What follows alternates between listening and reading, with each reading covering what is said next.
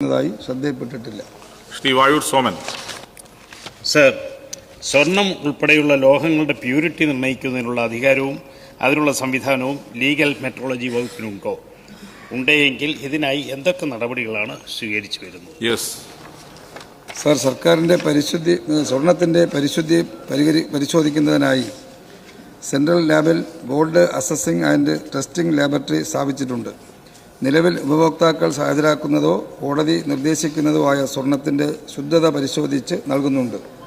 മേപ്പടി ലാബിന് national accreditation board for laboratories accreditation ലഭിക്കുന്നതിനുള്ള നടപടികൾ പുരോഗമിച്ചു വരുന്നു. സ്വർണമൊഴികെയുള്ള ലോഹങ്ങളുടെ ശുദ്ധത പരിശോധിക്കുന്നതിനുള്ള നടപടിക്രമങ്ങൾ 2011 ലീഗൽ മെട്രോളജി റൂൾസിൽ നിലവിൽ ഉൾപ്പെടുത്തിയിട്ടില്ല. അതിനാൽ സ്വർണമൊഴികെയുള്ള ലോഹങ്ങളുടെ ശുദ്ധത പരിശോധിക്കുന്നതിന് വകുപ്പിന് നിലവിൽ അധികാരമില്ല. Shri M Vincent.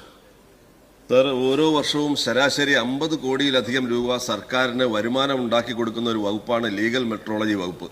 സർ, എന്നാൽ വാഹനങ്ങളുടെ അപര്യാപ്തത മൂലം പരിശോധനകൾ കുറയുകയാണ്. ഇതുമൂലം ക്രമക്കേടുകൾ പൂർണ്ണമായും പിടിക്കുന്നതിനോ അതുവഴിയുള്ള സർക്കാർ വരുമാനം നഷ്ടപ്പെടുന്നതിനോ തടയാൻ കഴിയുന്നില്ല.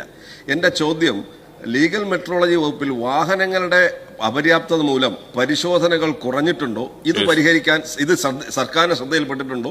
ഇത് പരിഹരിക്കാൻ എന്ത് നടപടിയാണ് സർക്കാർ സ്വീകരിക്കുന്നത്?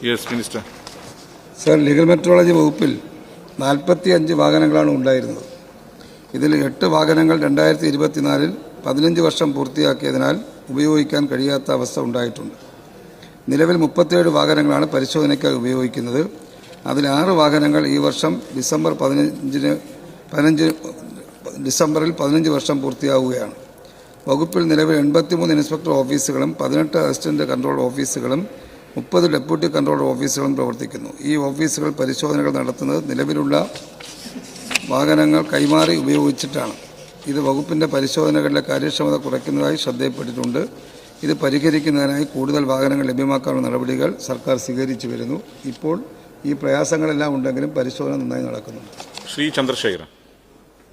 സാർ, 2019 കൺസ്യൂമർ പ്രൊട്ടക്ഷൻ നിയമത്തിൽ അനുശാസിക്കുന്നതനുസരിച്ച് ഉപഭോക്താക്കൾക്ക് അവരുടെ അവകാശങ്ങൾ പൂർണ്ണമായും ലഭ്യമാകുന്നുണ്ടെന്ന് ഉറപ്പുവരുത്തുവാൻ ആവശ്യമായ നടപടി സ്വീകരിക്കുന്നുണ്ടോ? മിനിസ്റ്റർ. സർ, നടപടി സ്വീകരിക്കുന്നതിൻ്റെ ഓരോ ഭാഗമാണ് ഇവിടെ നേരത്തെ പറഞ്ഞ ആൻസറുകൾ. അത് കൃത്യമായി നടപടി സ്വീകരിച്ചു.